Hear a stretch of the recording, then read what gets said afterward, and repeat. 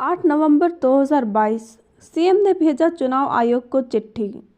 झारखंड के मुख्यमंत्री हेमंत सोरेन के खिलाफ ऑफिस ऑफ प्रॉफिट वाले मामले में चुनाव आयोग को हेमंत सोरेन के वकील वैभव तोमर ने लिखी चिट्ठी। इस चिट्ठी में चुनाव आयोग से दूसरी राय वाले पत्र की कॉपी उपलब्ध कराने की मांग की गई है। चिट्ठी में राज्यपाल रमेश बैस का बयान का भी जिक्र किया गया है। सरना धर्म के लोग हिंदू नहीं, उनके लिए होना चाहिए सरना कोड। संतालियों के महान तीर्थ स्थल ललपनिया स्थित लुगुबुरु घंटा बाड़ी धोरमगाड़ में सोमवार से 2 दिवसीय 22वां अंतर्राष्ट्रीय संताल सरना धर्म महासम्मेलन का भव्य आगाज हो गया। समिति के आमंत्रण पर असम के पूर्व विधानसभा अध्यक्ष, पूर्व सांसद एवं पूर्व मंत्री पृथ्वी माझी भी विशिष्ट अतिथि के रूप में महासम्मेलन में भाग लेने को पहुंचे। सम्मेलन में उन्होंने कहा कि सरना धर्म के लिए सरकार सरना कोड दे। हम सरना धर्म के लोग हैं, हिंदू नहीं हैं। ब्रिटिश सरकार ने 1871 में सेंसस जारी किया था। 1941 तक के सेंसस में हिंदू नहीं लिखा गया था, लेकिन 1991 में हमें हिंदू क्यों लिखा गया, यह समझ से परे है। पहले सीएम ने कहा था कि बीजेपी पर होगी कार्रवाई, पर अब तो बात आई पीटने तक। झारखंड में सत्ताधारी दल ने केंद्रीय जांच एजेंसी के दुरुपयोग का आरोप लगाते हुए राजभवन के समक्ष विरोध प्रदर्शन किया। राजभवन के समक्ष विरोध स्थल पर बंधु तिर्की ने कहा, एक लोग भारतीय जनता पार्टी के काले कारनामे को उजागर करो, जरूरत होगा तो पटक पटक कर मारने का भी काम करो। बंधु तिर्की के इस बयान को लेकर अब राजनीति तेज हो गई है। भारतीय जनता पार्टी के प्रवक्ता प्रतुल सहदेव ने कहा, हम ऐसी धमकियों से डरते नहीं। राज्य में आयकर विभाग की रेड आखिरकार 3 दिनों के बाद समाप्त।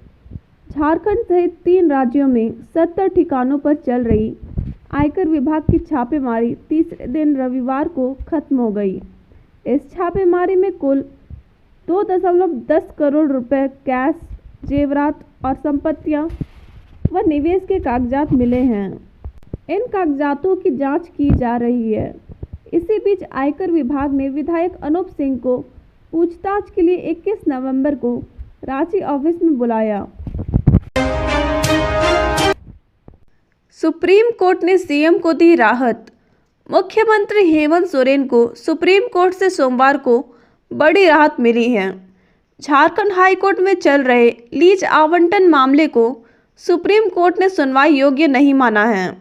इस मामले में झारखंड हाई कोर्ट ने लीज आवंटित करने और उनके करीबियों द्वारा सेल कंपनी में निवेश से संबंधित याचिका को सुनवाई योग्य माना था, जिसे सरकार और सीएम ने चुनौती दी थी।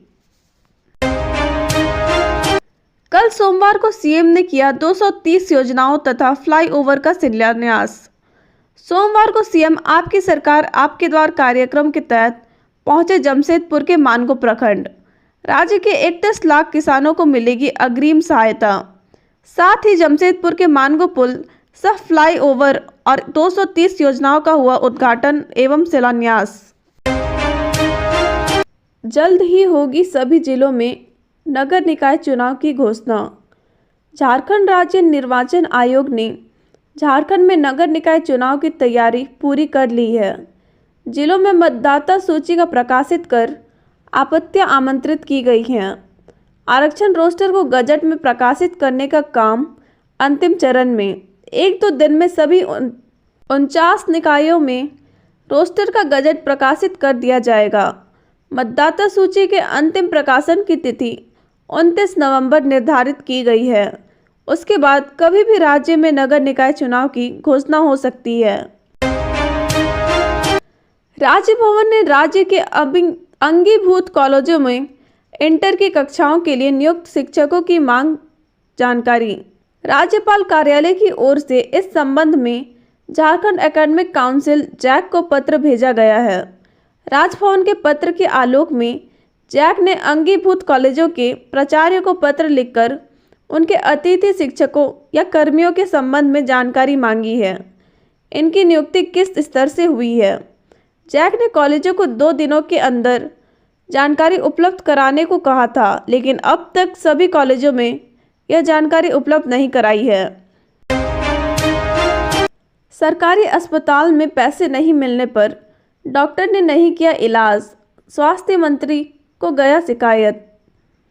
जमशेदपुर की बागबेड़ा हाउसिंग कॉलोनी के रोड नंबर 3 निवासी सुनील कुमार ने रिम्स के डॉक्टर पर उनकी बच्ची के ऑपरेशन के लिए 30,000 रुपये मांगने का आरोप लगाया है। उन्होंने बताया कि बच्ची ऑपरेशन थिएटर में थी और डॉक्टर पैसे मांग रहे थे। उन्होंने पैसे देने से इनकार किया तो डॉक्टर ने ऑपरेशन करने से मना कर दिया और उन्हें वापस लौटा दिया।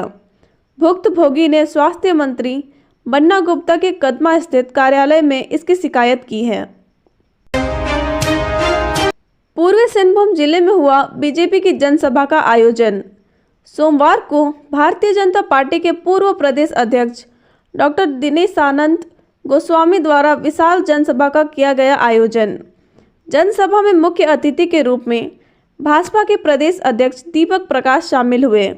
उन्होंने कहा कि एक सिपाही की तरह आप सभी लोगों के साथ खड़ा हूं और आपकी समस्याओं का समाधान करने आया हूं। आपकी लड़ाई में भाजपा आपके साथ है।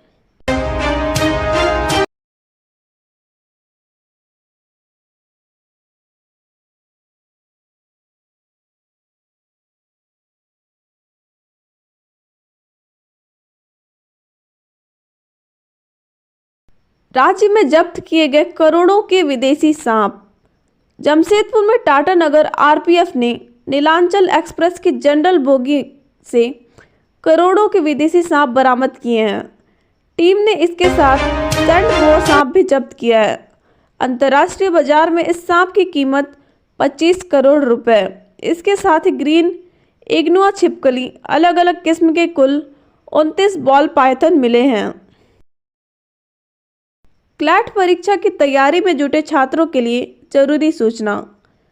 नेशनल लॉ यूनिवर्सिटीज के कंसोर्टियम ने common law admission test CLAT के चक्र में बदलाव कर दिया है।